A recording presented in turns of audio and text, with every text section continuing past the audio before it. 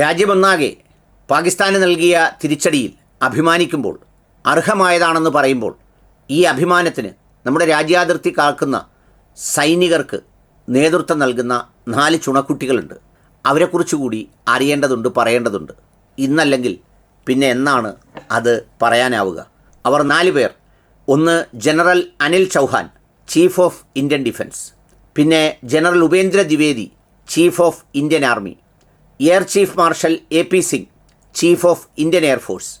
Admiral Dinesh K Tripathi, chief of Indian naval force. ഇവർ 3 പേർ വ്യത്യസ്ത സേനകളുടെ തലവന്മാരും ജനറൽ അനിൽ ചൗഹാൻ സംയുക്ത സേനയുടെ തലവനുമാണ്.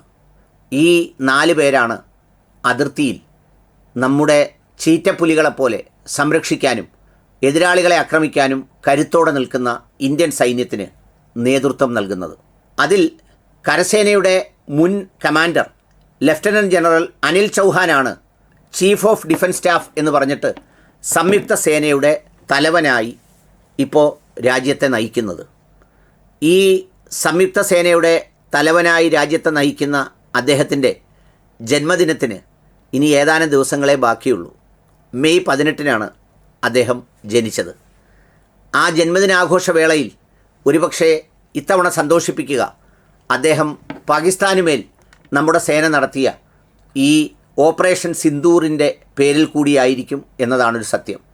2022 സെപ്റ്റംബർ 28-നാണ് അദ്ദേഹത്തെ ഈ ചീഫ് ഓഫ് ഡിഫൻസ് സ്റ്റാഫായി നിയമിക്കുന്നത്. 2021 ഡിസംബറിലാണ് നമ്മുടെ CDS ജനറലായിരുന്ന വിപിൻ റാവത്ത് ഹെലികോപ്റ്ററിൽ അപകടത്തിൽ മരണപ്പെട്ടത്. അതിനുശേഷം ഇത് ഒഴിഞ്ഞു കിടക്കുകയായിരുന്നു. എന്നാൽ പിന്നീട് അനിൽ ചൗഹാൻ ഈ കരസേനയുടെ ചീഫായി വിരമിച്ച ശേഷം ഇന്ത്യയുടെ സൈനിക മന്ത്രാലയത്തിനും അതോടൊപ്പം തന്നെ നമ്മുടെ പ്രതിരോധ സംവിധാനത്തിനുമൊക്കെയുള്ള ഉപദേഷ്ടാവായി പ്രവർത്തിക്കുന്നതിനിടയിലാണ് അദ്ദേഹത്തിന് ഇങ്ങനെ ഒരു ചുമതല നൽകുന്നത് ഏറ്റവും അർഹമായിരിക്കും എന്ന് വിചാരിച്ചത്. ഈ ചീഫ് ഓഫ് ഡിഫൻസ് സ്റ്റാഫ് എന്ന് പറഞ്ഞാൽ യൂണിഫോം ധരിച്ച സേനയുടെ ഏറ്റവും മുതിർന്ന ഉദ്യോഗസ്ഥനാണ്. അതായത് തുല്യരിൽ ഒന്നാമൻ എന്നാണ്. രാജ്യത്തെ ഒരേ ഒരു 4 സ്റ്റാർ ഓഫീസർ എന്ന് വേണമെങ്കിൽ പറയാം. ഇന്ത്യൻ ആർമിയുടെയും ഇന്ത്യൻ നാവികസേനയുടെയും ഇന്ത്യൻ വ്യോമസേനയുടെയും മേധാവികളായ ഈ ആളുകളുടെ ഒക്കെ തുല്യരിൽ ഒന്നാമനായിട്ടാണ് ഈ ചീഫ് പ്രവർത്തിക്കുക. അദ്ദേഹമായിരിക്കും സർക്കാരിൻ്റെ ഏക കോണ്ടാക്റ്റ് പോയിൻ്റ്. പിന്നെ അദ്ദേഹമാണ് ബാക്കിയുള്ള പ്രധാനപ്പെട്ട വകുപ്പുകളെയും ഇതുമായി ബന്ധപ്പെട്ടവരെയും ഒക്കെ ഏകോപിപ്പിക്കുക എന്ന് പറയുന്നത്. ഞാൻ നേരത്തെ സൂചിപ്പിച്ചതുപോലെ 1961 മെയ് 18-നാണ് അദ്ദേഹം ജനിച്ചത്.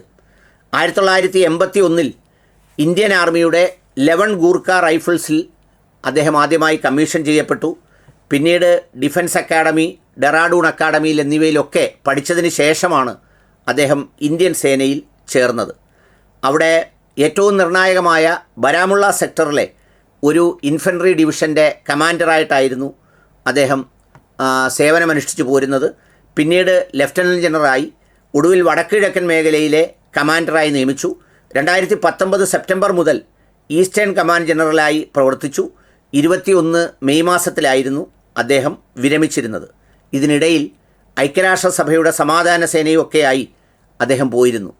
ഈ സേനാ മേധാവി എന്നതിലുപരി 2 പുസ്തകങ്ങൾ അദ്ദേഹം രചിച്ചിട്ടുണ്ട്. ഒന്ന് after math of A nuclear attack എന്ന് പറയുന്ന പുസ്തകവും 11 ഗൂർഖ റൈഫിൾസ് റെജിമെൻറ്റ് സെൻറ്ററിൻ്റെ ചരിത്രം എന്ന പേരിൽ 2 പുസ്തകങ്ങളും അദ്ദേഹം രചിച്ചിട്ടുണ്ട്.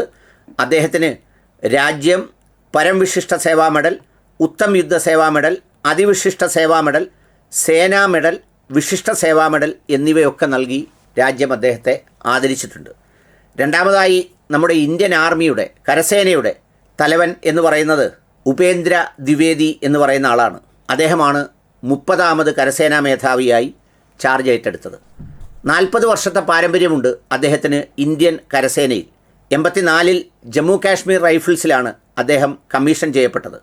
പിന്നീട് വടക്ക് കിഴക്കൻ സംസ്ഥാനങ്ങൾ, അതോടൊപ്പം തന്നെ ജമ്മു കാശ്മീരിൽ അടക്കമുള്ളവയിൽ വളരെ ഗൗരവമായി പ്രവർത്തിച്ചിട്ടുണ്ട്. ഏത് ടെറൈനിലും വർക്ക് ചെയ്യാനുള്ള അസാമാന്യമായ കഴിവുള്ള ഒരാളായിട്ടാണ് പരിഗണിക്കപ്പെടുന്നത്. ഇന്ന് ജിയോ സ്ട്രാറ്റജിക് അന്തരീക്ഷം ഈ യുദ്ധത്തിന് ഏറ്റവും പ്രധാനമാണെന്നിരിക്കെ അതിൽ എല്ലാ വൈവിധ്യങ്ങളുമുള്ള സാഹചര്യങ്ങളിൽ പ്രവർത്തിക്കുന്നതിന് അപ്രതീക്ഷിതമായി ഏത് നിമിഷങ്ങളിലും ഏത് ചലനങ്ങളും ഉണ്ടാക്കാനും അതിനനുസരിച്ച് കാര്യങ്ങൾ ഏകോപിപ്പിക്കുന്നതിനും ഏറ്റവും കൂടുതൽ കഴിവും പ്രാപ്തിയുമുള്ള ഒരാളായിട്ടാണ് നമ്മുടെ കരസേനാ മേധാവിയെ കാണുന്നത്. പിന്നീടുള്ളത് ഇന്ത്യൻ എയർഫോഴ്സിൻ്റെ air chief marshal Amarpreet Singh ആണ്. അമർപ്രീത് സിംഗ് 2024 സെപ്റ്റംബറിലാണ് ഈ ചുമതല ഏറ്റെടുക്കുന്നത്. അദ്ദേഹവും നാഷണൽ ഡിഫൻസ് അക്കാഡമിയിലും സ്റ്റീഫൻ സർവീസസ് സ്റ്റാഫ് കോളേജിലും നാഷണൽ ഡിഫൻസ് കോളേജിലും ഒക്കെ പഠിച്ച ആളാണ്. 84 ഡിസംബറിൽ ആണ് അദ്ദേഹം ഇന്ത്യൻ വ്യോമസേനയിലെ ഫൈറ്റർ സ്ട്രീമിലേക്ക് കമ്മീഷൻ ചെയ്യപ്പെടുന്നത്. വിവിധങ്ങളായ റോട്ടറി വിങ് വിമാനങ്ങളിൽ 5000 മണിക്കൂറിലധികം പറക്കൽ പരിചയമുള്ള അദ്ദേഹം ഒരു യോഗ്യതയുള്ള ഫ്ലൈയിങ് ഇൻസ്ട്രക്ടറാണ്. അതോടൊപ്പം തന്നെ ടെസ്റ്റ് പൈലറ്റുമാണ്. ഒരു ഓപ്പറേഷണൽ ഫൈറ്റർ സ്ക്വാഡ്രനും ഒരു ഫ്രണ്ട് ലൈൻ എയർബേസും അദ്ദേഹം കമാൻഡ് ചെയ്തിട്ടുണ്ട്. റഷ്യയിലെ മോസ്കോയിൽ MiG-29 അപ്ഗ്രേഡ് പ്രോജക്റ്റിൻ്റെ മാനേജ്മെൻറ്റ് ടീമിനെ നയിച്ചിരുന്നതും അദ്ദേഹമാണ്. ലൈറ്റ് കോമ്പാക്റ്റ് എയർക്രാഫ്റ്റിൻ്റെ ഫ്ലൈറ്റ് ടെസ്റ്റിംഗ് നോക്കുന്ന നാഷണൽ ഫ്ലൈറ്റ് ടെസ്റ്റ് സെൻ്ററിൻ്റെ പ്രോജക്റ്റ് ഡയറക്ടർ കൂടിയായിരുന്നു അദ്ദേഹം. അദ്ദേഹത്തിനും രാജ്യം വിശിഷ്ട സേവാ മെഡൽ, അതിവിശിഷ്ട സേവാ മെഡൽ എന്നിവ നൽകിയിട്ടുണ്ട്. പിന്നെയുള്ളത് നാവികസേനയുടെ തലവനാണ് അഡ്മിറൽ ദിനേശ് കെ ത്രിപാഠി. അദ്ദേഹം 2024 ഏപ്രിൽ 30-നാണ് ചുമതലയേറ്റത്. ഇന്ത്യൻ നാവികസേനയിലെ വളരെ മികച്ച കരിയറിന് ശേഷം അതിനു മുമ്പുണ്ടായിരുന്ന അഡ്മിറൽ ആർ ഹരികുമാർ എന്നീ ആളിൻ്റെ പിൻഗാമിയായിട്ടാണ് അദ്ദേഹം വരുന്നത്. അദ്ദേഹവും പഠിച്ചത് നാഷണൽ ഡിഫൻസ് അക്കാഡമിയിലും അത്തരം സ്ഥലങ്ങളിലുമൊക്കെയാണ്. ആധുനിക യുദ്ധമുറയിൽ വളരെ മികച്ച ഒരാളായിട്ടാണ് രാജ്യവും സേനയും അദ്ദേഹത്തെ കണക്കാക്കുന്നത്.